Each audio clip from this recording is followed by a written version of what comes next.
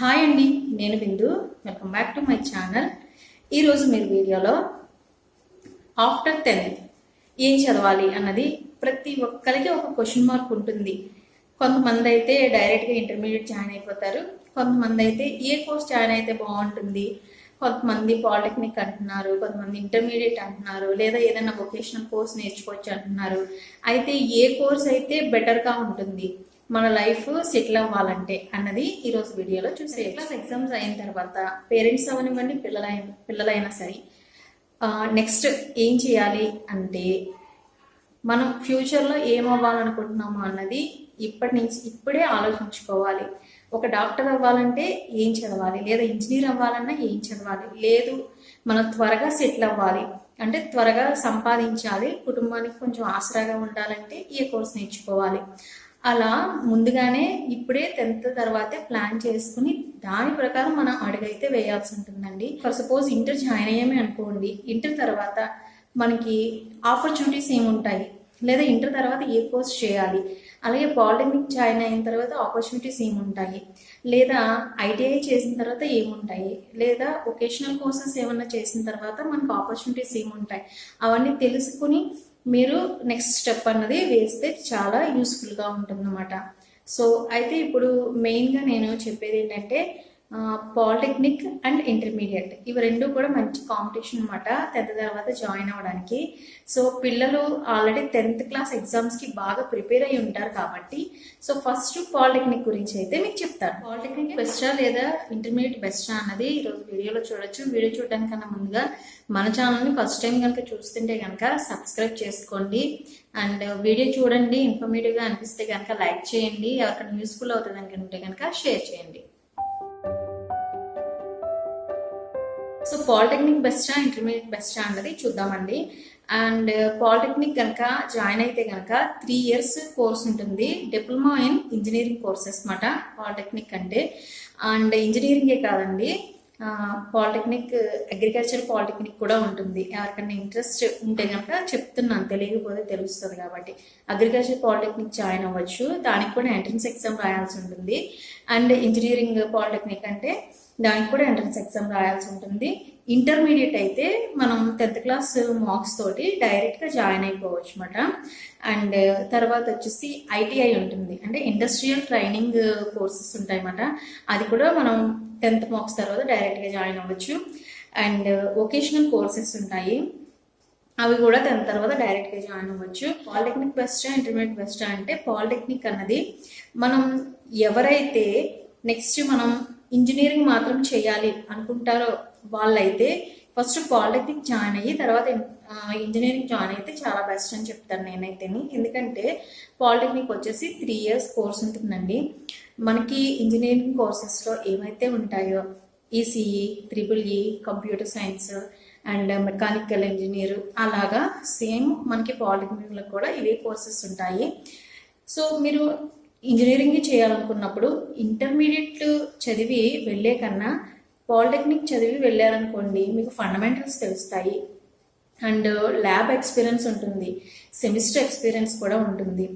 And courses గురించి మీకు fundamental అంతా కూడా ముందే నేర్చుకుంటారు కాబట్టి మీరు ఇంజనీరింగ్లో చదివేటప్పుడు మీకు ఈజీగా ఉంటుంది అన్నమాట. And diploma in engineering 3 years కాబట్టి మీరు ఇంజనీరింగ్ జాయిన్ అయినప్పుడు మళ్ళీ ఎంట్రన్స్ ఎగ్జామ్ రాయాల్సి ఉంటుంది, ఈసెట్ అని. అది మళ్ళీ మీరు సెకండ్ ఇయర్ డైరెక్ట్గా జాయిన్ అవ్వచ్చు, ఇంక ఫస్ట్ ఇయర్ అయితే జాయిన్ అవ్వడం అవసరం ఉండదు. అది కూడా 3 years. ఇంటర్మీడియట్ జాయిన్ అయినా ఇంటర్ ప్లస్ ఇంజనీరింగ్ 2 + 4 6 years అవుతుంది. పాలిటెక్నిక్ ప్లస్ ఇంజనీరింగ్ జాయిన్ అయినా 6 years అయితే అవుతుంది. బట్ పాలిటెక్నిక్ చదివి మీరు ఇంజనీరింగ్ వెళ్తే కనుక ప్లస్ పాయింట్స్ చెప్పాను కదా, మీకు ముందే నేర్చుకుంటారు, టెక్నికల్ నాలెడ్జ్ అన్నది బాగుంటుంది. ల్యాబ్ అవనివ్వండి, అలాగే డ్రాయింగ్ స్కిల్స్ అవనివ్వండి, ఇవన్నీ కూడా ముందుగా నేర్చుకుంటారు 10th తర్వాత నుంచే ఫండమెంటల్స్. సో అంతేకాకుండా గవర్నమెంట్ జాబ్స్ కానివ్వండి, ఇంజనీరింగ్స్లో జూనియర్ లెవెల్ ఉంటాయి కదా, జూనియర్ లెవెల్ ఇంజనీర్స్ అన్నవి, ఆ పోస్టులకు కూడా మీరు ఎలిజిబిలిటీ అవుతారు. అంటే ఓన్లీ డిప్లొమాతో కనుక ఆపేస్తే కనుక మీరు ఇంజనీరింగ్స్లో జూనియర్ లెవెల్ ఉంటారు కదా వాళ్ళు అండ్ టెక్నీషియన్స్ కింద జాయిన్ అవ్వచ్చు. అండ్ గవర్నమెంట్ జాబ్స్ వేస్తాడండి, వాటికి కూడా ఎలిజిబిలిటీ ఉంటుంది. అంతేకాదు ఇప్పుడు జస్ట్ చిన్న ఎగ్జాంపుల్ చెప్తాను.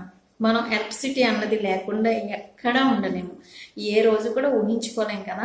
సో ఎలక్ట్రిసిటీ టెక్నీషియన్స్ ఉంటారు కదా, వాళ్ళకు కూడా బాగా యూస్ఫుల్ అవుతుంది. ఎలక్ట్రికల్ త్రిబుల్ ఈ అన్నది బాగా తీసుకుంటారు పిల్లలు అయితేనే. త్రిబుల్ ఈ ఒకటి, ఈసీఈ ఒకటి. నేను ఆల్రెడీ పాలిటెక్నిక్ దాంట్లో టీచ్ చేసిన ఎక్స్పీరియన్స్తో చెప్తున్నాను. కంప్యూటర్ సైన్స్ కానీ, ఈసీఈ కానీ, త్రిబుల్ ఈ కానీ, మెకానికల్ కానీ ఏదైనా కూడా మంచి కోర్సెస్ ఏనండి. దేనికి ఉన్న దానికి ఆపర్చునిటీస్ ఉంటాయి, ప్రతిదానికి కూడా ఆపర్చునిటీ ఉంటుంది. ఒకటే బెస్ట్, ఒకటి బెస్ట్ కాదని కాదు, ఏ కోర్స్ అయినా కూడా ఆపర్చునిటీ ఉంటాయి. అంటే మనం డిసైడ్ అవ్వాలి ఫస్ట్ ఏది తీసుకుంటే మనకి, అంటే ఆ కెపబిలిటీ, మనం చదివే కెపబిలిటీని బట్టి కూడా ఉంటుందన్నమాట. ఓకేనా, అదే. అండ్ పాలిటెక్నిక్ కనుక చదవాలంటే కనుక 10th అయిన తర్వాత ఎంట్రన్స్ ఎగ్జామ్ అయితే రాయాల్సి ఉంటుందండి. అయితే ఎగ్జామ్ డీటెయిల్స్ కూడా మీకు బ్రీఫ్గా చెప్పేస్తాను ఈ వీడియోలోని. ఎంట్రన్స్ ఎగ్జామ్ ఏంటంటే, మనం 10th ఏదైతే చదువుకున్నామో అవి ఇంగ్లీషు, హిందీ అవేమీ రావు, కానీ ఓన్లీ మ్యాథ్స్, ఫిజిక్స్, కెమిస్ట్రీ ఈ 3 మీద బేస్ అయ్యి ఎగ్జామ్ అయితే ఉంటుంది.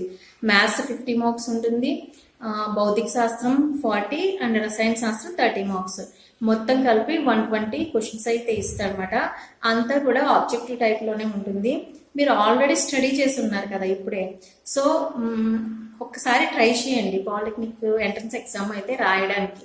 ఇన్ కేసు మనకి ర్యాంక్ వచ్చిందనుకోండి, మంచి ర్యాంక్ వచ్చి ఏదైనా గవర్నమెంట్ కాలేజ్లో కనుక సీట్ వచ్చిందనుకో బెస్ట్ మాట. ఎందుకంటే గవర్నమెంట్ కాలేజ్ జాయిన్ అవ్వడానికి మనం, మా జనరేషన్లో అయితే మేము చదువుకున్న టైంలో అయితే గవర్నమెంట్ కాలేజ్లో బెస్ట్గా జాయిన్ అయ్యే వాళ్ళం. మా తర్వాత నుంచి అయితే ఆ గవర్నమెంట్ కాలేజ్లో ఎక్కువ ప్రైవేట్ కాలేజెస్ జాయిన్ అవ్వడానికి ప్రిఫర్ చేస్తూ ఉంటారు అందరూని. బట్ ఏంటంటే గవర్నమెంట్ కాలేజ్లో అవి ఎప్పుడో ఎస్టాబ్లిష్ అయ్యి ఉన్నాయి కాబట్టి ఫ్యాకల్టీ కూడా మంచి ఫ్యాకల్టీ ఉంటారండి. వాళ్ళకి ఆ ఎబిలిటీ ఉంటుంది, చెప్పగలిగే ఎబిలిటీ. అలాగే ల్యాబ్స్లో ఫుల్లీ ఎక్విప్మెంట్ ఉంటుంది. బయట మనం ప్రైవేట్ కాలేజెస్తో కూడా కంపేర్ చేసుకుంటే మీకు స్టడీ పరంగా కానివ్వండి, ల్యాబ్ ఎక్స్పీరియన్స్ అయినా కూడా ప్రతిదీ కూడా మంచిగా ఉంటాయి గవర్నమెంట్ కాలేజ్లో. సో ప్రైవేట్ కాలేజెస్లో కూడా సీట్ వస్తుంది. ఇప్పుడు చెప్పాలంటే ఇంజనీరింగ్ కాలేజెస్ అవనివ్వండి, పాలిటెక్నిక్ కాలేజెస్ అవనివ్వండి, చాలా నెంబర్ ఆఫ్ వచ్చేసినాయి. గవర్నమెంట్ అలాగే పర్మిషన్ ఇచ్చింది, సో అలాగే నెంబర్ ఆఫ్ వచ్చినాయి. బట్ వాటిల్లో ఎంతవరకు నాణ్యత ఉందో మనం చూసుకుని జాయిన్ చేసుకోవడం కూడా చాలా బెస్ట్. ఫర్ సపోజ్ ఇప్పుడు పాలిటెక్నిక్ గవర్నమెంట్ కాలేజ్ సీట్ వస్తే చాలా బెస్ట్ అని ఎలా చెప్పానో, మీరు ఇంజనీరింగ్ ఎంట్రన్స్ ఎగ్జామ్ రాస్తారు. ఎంసెట్ రాసిన తర్వాత ఫస్ట్ ప్రిఫరెన్స్ మీరు గవర్నమెంట్ కాలేజ్కి కదా ఇస్తారు అప్పుడు కూడా. సో అందుకని పాలిటెక్నిక్ కూడా అదే చెప్తుంది అనమాట. ఎంట్రన్స్ ఎగ్జామ్ అయితే రాయడానికి మనకి నోటిఫికేషన్ ఆల్రెడీ ఇచ్చేసాడు. తెలంగాణకి సపరేట్గా ఉంటుంది, ఏపీకి కూడా సపరేట్గా ఉంటుందండి. ఏపీకి అయితే లాస్ట్ డేట్ ఏప్రిల్ 15th అండి. ఎగ్జామ్ అయితే 30th కండక్ట్ చేస్తారని ఉంది. సో ఒకసారి ఎవరైనా అప్లై చేసుకుని రాద్దాము, సరదాగా రాసినా కూడా. అంటే ఇప్పుడు మనకి తెలుస్తుందండి మన ఎబిలిటీ ఎంతవరకు ఉందన్నది మనకు తెలుస్తుంది కదా. సో టెక్నికల్ నాలెడ్జ్ సంపాదించుకోవచ్చు, మనం దీనిలో గ్రోత్ అవ్వచ్చు, ఈ రకంగా గ్రోత్ అవ్వచ్చు అనుకుంటే కనుక మీరు జాయిన్ అవ్వచ్చు.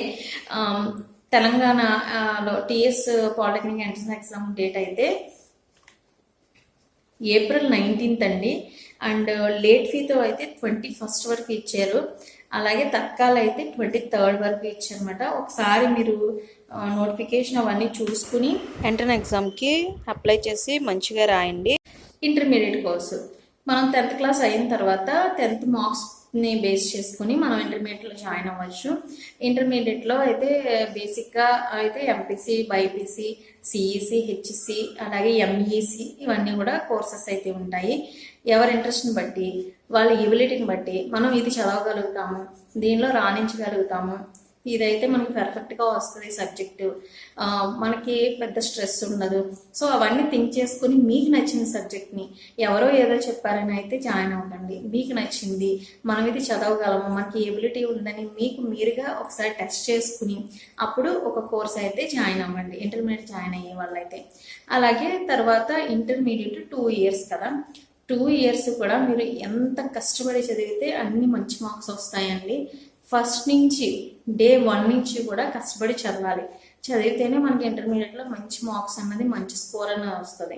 ఇదివరకటి రోజుల్లో మేము చదువుకునే రోజుల్లో అయితే మాకు ఫస్ట్ క్లాస్ వచ్చింది, 60 అబవ్ వచ్చింది లేదా 70 అబవ్ వచ్చిందంటే మాకు చాలా గ్రేట్. అప్పుడు చాలా ఎక్కువ మార్క్స్ వచ్చింది, 80% వచ్చిందంటే ఇంకా అంతగా అంత మించి ఇదేనట్టు. ఇప్పుడు ఎలా ఉంది, 10th క్లాసు 10 అవుట్ ఆఫ్ 10 అలా కొద్ది వచ్చేస్తున్నాయి జనాలు అందరికీ.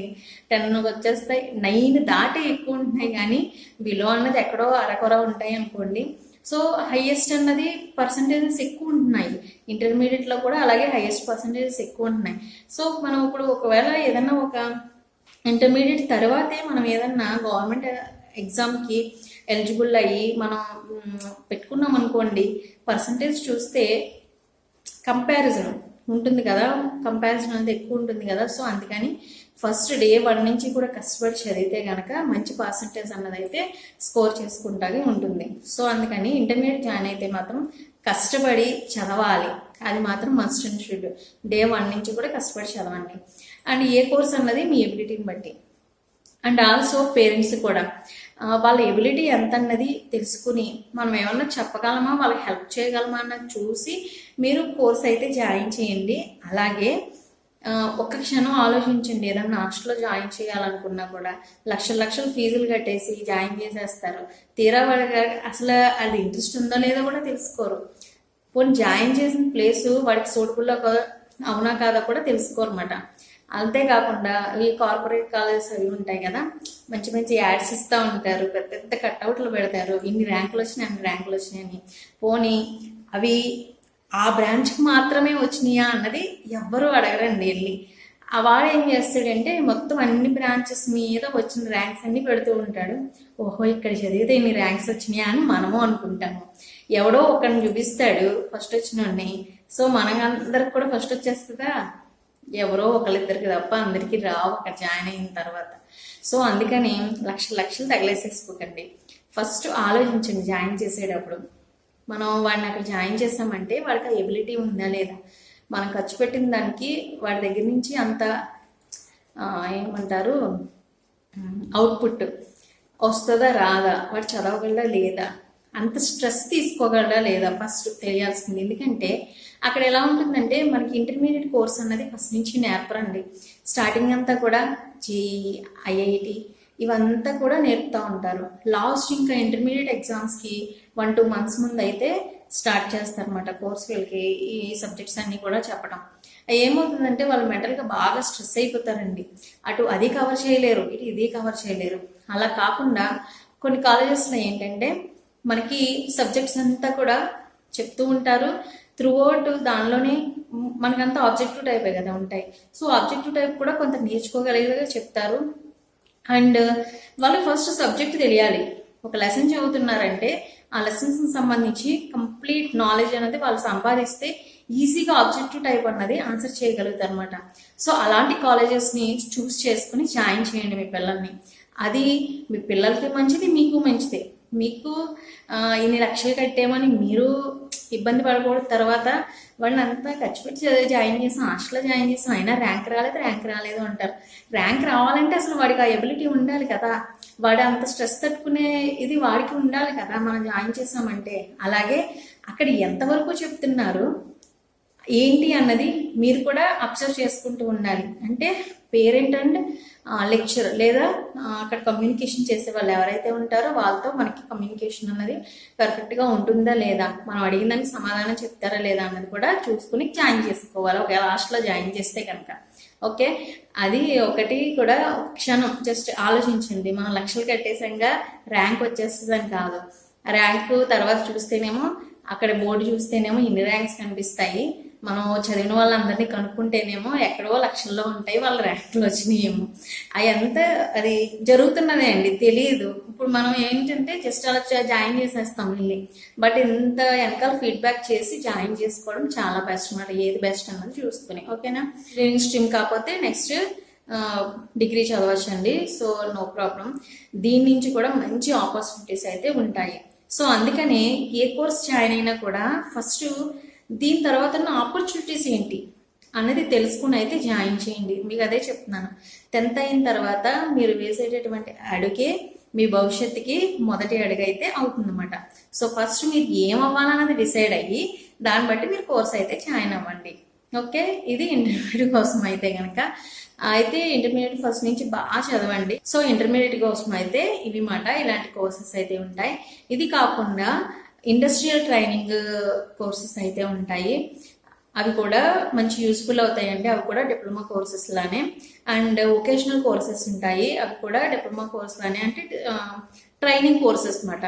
అవి నేర్చుకుంటే మనకి ఏంటంటే సర్టిఫికేట్స్ ఇస్తారు. దాని ద్వారా మనం టెక్నీషియన్స్ కింద అలా కూడా జాయిన్ అవ్వడానికి యూస్ఫుల్ అవుతుంది.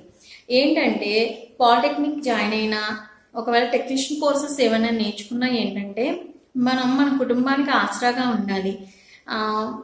ఏంటంటే తక్కువ వ్యవధిలోనే మనం సంపాదించడం స్టార్ట్ చేయాలి అనుకుంటే కనుక అవి కూడా బాగా ప్లస్ పాయింట్ అవుతాయండి ఆ సర్టిఫికేట్స్ తోటి. లేదు నేను పాలిటెక్నిక్ తోటి ఆపాలనుకోవట్లేదు, ఇంకా ఫర్దర్గా నాకు డిగ్రీ కావాలి అనుకుంటే బ్యాచిలర్ డిగ్రీ అంటే ఇంజనీరింగ్ జాయిన్ అవ్వచ్చు. సో అదనమాట పాలిటెక్నిక్ చేసిన వాళ్ళకైతే. అలాగే టెక్నీషియన్ కోర్సెస్ నేర్చుకున్న వాళ్ళకి కూడా సర్టిఫికేట్స్ వస్తే దాని ద్వారా కూడా మంచి జాబ్ ఆపర్చునిటీస్ అయితే ఉంటాయి. అండ్ ఇంకా ఫైనల్గా పాలిటెక్నిక్ బెస్టా ఇంటర్మీడియట్ బెస్టా అని చూస్తే కనుక దేని ఆపర్చునిటీస్ దానికి ఉంటాయండి. రెండు కూడా బెస్ట్ అని చెప్తాను నేనైతేని. ఎందుకంటే దీనిలోనూ గవర్నమెంట్ జాబ్స్ రావడానికి ఆస్కారం ఉంటుంది, అలాగే ఇంటర్మీడియట్ చదివినా కూడా గవర్నమెంట్ జాబ్స్ రావడానికి ఆస్కారం ఉంటుంది. మీరు పాలిటెక్నిక్తో ఆపేయక్కర్లతో ఇంజనీరింగ్ చేసుకోవచ్చు, అదే ఇంటర్మీడియట్ తర్వాత ఇంజనీరింగ్ చేసుకోవచ్చు, బ్యాచిలర్ డిగ్రీ కూడా చేసుకోవచ్చు. కాబట్టి సో దేని ఆపర్చునిటీస్ దానికి ఉంటాయి. But first A course join అవ్వాలన్నా మీరు ఏమవ్వాలనుకుంటారో ఫస్ట్ డిసైడ్ అవ్వండి. అవ్వాలనుకుంటే ఏ కోర్స్ చదవాలి అండ్ ఆపర్చునిటీస్ ఏముంటాయి మనం చదివిన కోర్స్కి, అవన్నీ కూడా మంచిగా థరోలీ బాగా చెక్ చేసుకోండి. మేము చదువుకునే టైంలో అయితే మాకు దగ్గర స్మార్ట్ ఫోన్స్ ఉండేవి కాదు. మాకు ఎంత నాలెడ్జ్ సంపాదించుకోవడానికి ఇప్పుడు ప్రతి ఒక్కరి దగ్గర స్మార్ట్ ఫోన్స్ ఉంటాయి. సో హ్యాపీగా మీరు సెర్చ్ చేస్తే అన్ని డీటెయిల్స్ తెలుసుకునే అవకాశం అయితే మీకు ఉంటుంది కదా. సో టైం వేస్ట్ చేయకుండా ఏం చదివితే ఏది మనకి భవిష్యత్తుకి మంచి బాట అవుతుందో చూసుకుని దాని ప్రకారం అయితే జాయిన్ అవ్వండి. ఓకే, ఈ వీడియో మీకు నచ్చితే కనుక ఒక లైక్ చేయండి. అండ్ ఎవరికైనా యూస్ఫుల్ అవుతుంది అనుకుంటే కనుక షేర్ చేయండి. లైక్ చేయడం మాత్రం మర్చిపోకండి, కొంతమందికి ఇంకా రీచ్ అవుతుంది. అండ్ కొత్తగా చూస్తే మాత్రం సబ్స్క్రైబ్ చేసుకోవడం అస్సలు మర్చిపోవద్దు. Okay, thank you for watching. ఇంకొక మంచి ఇన్ఫర్మేషన్ వీడియోతో మీ ముందుకు వస్తాను.